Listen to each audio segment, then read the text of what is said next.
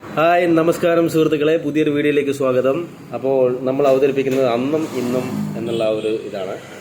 അപ്പോൾ അന്ന് ഒറ്റമുറി ഉണ്ടായിരുന്ന വീട്ടിൽ 5-10 പേർ ഒരുമിച്ച് താമസിക്കുമായിരുന്നു. ഇന്ന് 5-10 മുറിയുള്ള വീട്ടിൽ 2 പേർ മാത്രം താമസിക്കുന്നു. അന്ന് 1000 പേരെ സഹായിച്ചവനെ ആരും അറിയാതെ പോകുന്നു. ഇന്ന് ഒരാളെ സഹായിച്ചവനെ 1000 പേരറിയുന്നു. അന്ന് അരച്ചാൻ വയറിന് വേണ്ടി കിലോമീറ്ററുകളോളം പോയി ജോലി ചെയ്യുന്നു. ഇന്ന് ഒരു ചാൻ വയർ കുറയ്ക്കാനായി കിലോമീറ്ററുകളോളം നടക്കുന്നു.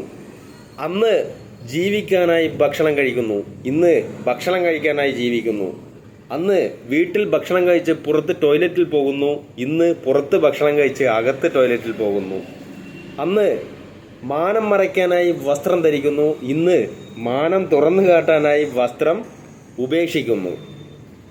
അന്ന് കീറിയ വസ്ത്രങ്ങൾ തുന്നിയെടുത്ത് നാം ഉപയോഗിക്കുന്നു.